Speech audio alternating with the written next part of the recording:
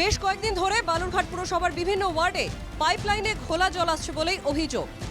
বিকল্প ব্যবস্থা করতে না পারায় অনেকেই বাধ্য হচ্ছেন এই ঘোলা জল খেতে। এই জল পান করে শহরবাসী অনেকেই পেটের অসুখে ভুগছেন বলেই অভিযোগ। যাদের ক্ষমতা আছে তারা বাধ্য হয়ে জল কিনে খাচ্ছেন। 7 দিন ধরে জলের অবস্থা এরকমই যে জল খাওয়া তো দূরের কথা, সেটা যে স্নান করারও পজিশন আর নেই। তারা যেন, যারা কর্তৃপক্ষ আছেন তারা যেন দেখেন যে এই অবস্থাটা কি কারণে হচ্ছে এবং দেখে যথাসাধ্য যত দ্রুততার সঙ্গে এটা নিবারণ করা। জলের দুর্গন্ধ জল, ঘোলা জল, মুখে দেওয়ার যোগ্য না।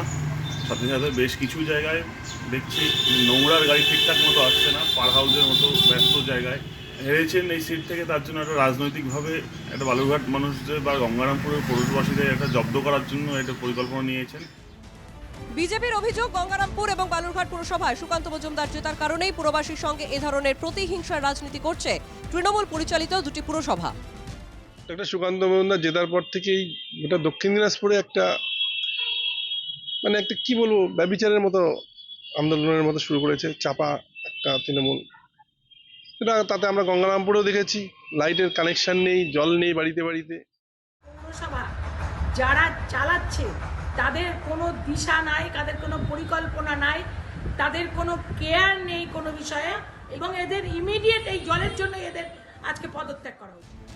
বালুরঘাট পুরসভা তৃণমূল চেয়ারম্যানের দাবি, আত্রাই নদীতে জল বাড়ার কারণেই পুরসভার জল ঘোলা হয়ে গিয়েছে। এর সাথে রাজনীতির কোনো সম্পর্ক নেই। যেহেতু ক্লোরিনের মাত্রাটা একটু বেড়েছে এবং পাশাপাশি ফিটকিরি দেওয়া হচ্ছে, এই যে আপনার কেমিক্যালগুলো ইউজ করা হচ্ছে তার ফলে জলের কালারটা চেঞ্জ হয়েছে। এর জন্য যে আপনার শরীরের ক্ষতি বা স্বাস্থ্যের পক্ষে ক্ষতি, এগুলো কিন্তু কোনো বিষয় নয়। নিম্নমানের পানীয় জল নিয়ে শহরবাসীর ক্ষোভ ক্রমশই বাড়ছে। তাদের অভিযোগ, এতদিন ধরে স্বচ্ছ পানীয় জল ব্যবহার করা হলেও লোকসভা নির্বাচনের ফলাফল ঘোষণা হতেই পরিস্থিতি পাল্টে গিয়েছে। দক্ষিণ দিনাজপুর থেকে সন্তু দাসের রিপোর্ট, NKTV বাংলা।